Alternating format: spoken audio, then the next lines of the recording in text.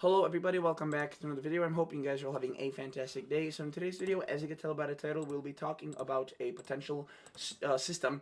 I was going to say snowstorm, but it just looks more like a rainstorm with a lot of severe weather and potentially some snowy side to it. But that is more of a kind of a questioning factor still at this point. And it also, even if it does produce snow, it seems as if it will be for more northern areas, north of our viewing area, meaning not even southern Canada, but central northern Canada, which really few folks live there, so not really fair to call it a system. But it is going to be kind of the precursor to this cold wave that's going to be lingering into much of Thanksgiving week and into beyond, into early December potentially.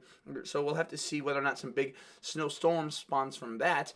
But this one looks like it's going to be still rather a potent one. So let me just start off by showing you the GFS for now. So right now what we do have is a high pressure across the northern and kind of eastern United States. It's very, very weak. It's pretty much barely even a high pressure. But do note that there is going to be a lot of warm air that it's going to be pumping out ahead of it. And that's also combined with a low pressure that's bringing a little bit of snow across Montana there into Saskatchewan, Manitoba. So a lot of warm air here, which is why it's 60s, 70s across much of the central United States, 50s. It's very nice, very pleasant weather. Very heavy rain across Florida and the Bahamas and the Caribbean. And you can see that this little low pressure that combined with the high pressure that earlier caused that alley of very warm winds. Now by Friday and Saturday is combining into a single storm, and this is the nor'easter that we were talking about. Notice that it develops into a pretty strong beast with a lot of moisture. Thankfully, it stays just off coast, bringing some snow into potentially Maine and into southeastern Canada. St. John's, Nova Scotia, New Brunswick, those areas and provinces and territories will be a lot more impacted by this thing. But I don't really talk about those areas in my forecast viewing area because I don't really have much expertise on that, so I don't want to get mixed in on that. So that's, I guess, the first big system. But again, it doesn't really affect much places. Notice it's a very calm pattern afterwards, no big flow. That quickly changes. We do have a system moving in from the kind of northwest. Initially, it's very lackluster, bringing some snow to the mountains, but it combines with this low pressure that's been lingering here, producing already some moisture potentially, some storms and showers on Kansas and Oklahoma on Sunday and Monday. And notice that this thing combines and starts spinning out. So it's cut off at first, meaning it's very, very slow moving. There's a lot of cold air moving in from the north and quite a bit of warm air from the south. So this thing does have a lot of stuff to work with. And notice it does bring in quite a bit of heavy rain into the central eastern United States on Tuesday and into Wednesday. This could make a pretty nasty day of travel for many areas here, as this system is occurring on Wednesday, which is the busiest, I think, day of the year for traveling, even busier than any time around Christmas, the day before Thanksgiving. And do note that there could be quite a bit of cold air behind this. So, southern Canada, maybe Toronto, Ottawa, Montreal, Quebec, you guys could get a lot of snow out of this potentially. Potentially very heavy rain across the northeast as well. Some models, again, this is still 150 hours out. Some models are showing more snow on the backside here into Illinois, Wisconsin, Michigan. So we'll have to wait and see how that unfolds. Notice, though, this thing could be a prolific snowmaker for the northern areas of Canada, maybe a few states, a thud of snow, if you will, across Vermont, New Hampshire, and Maine before transitioning over to very heavy rain. And then notice this thing kind of spins back on this cold air that is affecting a lot of the U.S. at this point. The northern half, pretty chilly Thanksgiving, one of the colder ones in a while. There could be some pretty intense lake effect snow bands across Erie, Ontario after this system. And notice this thing kind of spins away. But we do see another digging area of low pressure, and you can see there's a lot of cold air here. So there are some models. Now, this is, again, a system already a little too far out from what I typically talk about, but there are some models like the GFS and others. They all show a kind of a different variation, but there are some models showing some snow here across the central United States, pretty far south for late November. Not unheard of, though. And you can see the GFS doesn't really do much with it, but it ends up developing yet another one, which we will have to obviously watch. And in long range, you can see it looks very active. We have another system there across the plains into the western central United States on December 1st, with that cold air being pretty abundant, relatively speaking, at least compared to what we have been seeing. So again, the pattern finally starting to get active compared to the very boring pattern we've been seeing.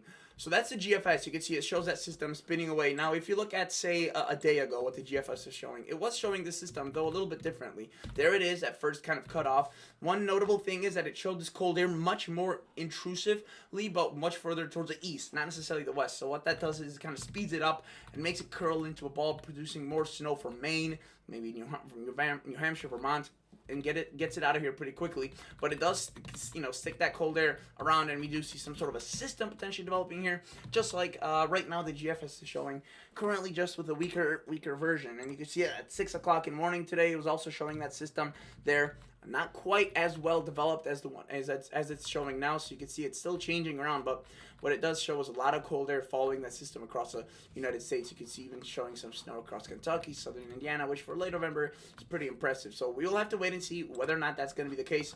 And you can see this model run from the morning hours really showing a lot of cold air spilling in. So the Canadian model is another model I like to look at. It's a pretty good one. And let's see what it shows. So again, first off, right now, warm temperatures followed by a quick cool blast of air for the eastern kind of third, and that big storm, that nor'easter potentially developing across the northeast and southeastern Canada. Again, lots of moisture, but thankfully staying off the coast. Do notice that we do have that system moving to California, combining with that system from the northwest, and that is what results in this cut-off system, which again the Canadian shows in a very similar fashion to the GFS. It shows it a bit more developed a little bit earlier on, so it does show a little bit more snow on the backside of it compared to the GFS, maybe across Illinois, Wisconsin, a little bit of sprinkles. Though notice a lot of snow towards the north and tons of rain for the northeast. That seems pretty consistent with most model runs. And again, a pretty massive system for especially Wednesday. It's not that best of news. One day out ahead of Thanksgiving for the most traveled day of the year. And you can see that the Canadian, just like the GFS, does show some sort of a system sneaking up in here around that November 25th, 26th time frame, so that Thanksgiving, the weekend after Thanksgiving. Notice your European model. So this one is yet another model I like to look at.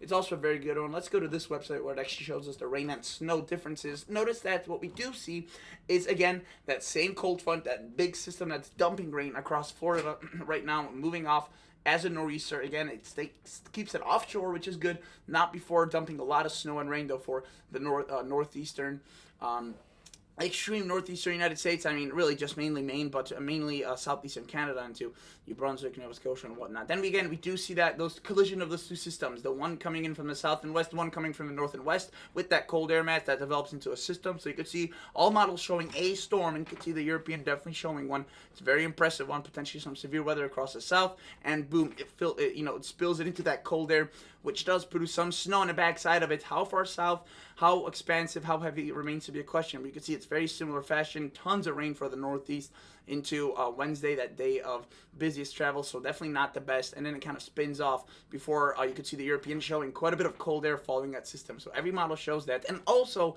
uniquely, it does develop, not uniquely, it does develop that system here along kind of the central United States, potentially into that 25th, 24th time frame, which we'll have to closely watch, as the European and GFS has been both showing that for a while, but they've been kind of going back and forth on that, hesitant. And you can see a model run ago, so this was a few hours ago, the European was showing the very same system, so it's pretty consistent. Obviously a little different, but more or less the same, with that cold air filtering in down afterwards and potentially some sort of a system developing. So it's been pretty darn consistent, and we'll have to continue monitoring whether or not this continues. As of right now, again, we will have to just wait and see. A big system is coming. It seems as of a lot of rain for the central and southern United States. You can see right there for a few days, showers and storms, eventually spreading into the northeast as also very heavy rain, and potentially across southern Canada and extreme northern United States, quite a bit of snow. So we will have to wait and see. For now, that is all I have for you. Let's take a look at the total accumulated precipitation from that system. So that's 180, 80, 90 hours out. Yeah, 200 hours out. You can see a lot across the central United States, eastern United States, northeastern United States, and southern United States. GFS in a very similar show of rain, even more for the northeast, according to the GFS.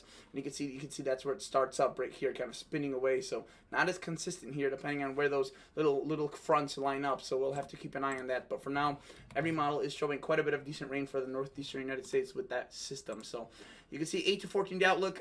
This is from November 23rd through the 29th. So this is already following that big system. You can see it shows quite a bit of cool air, mainly warmer across the west. And that is also not really sure how above average that will be.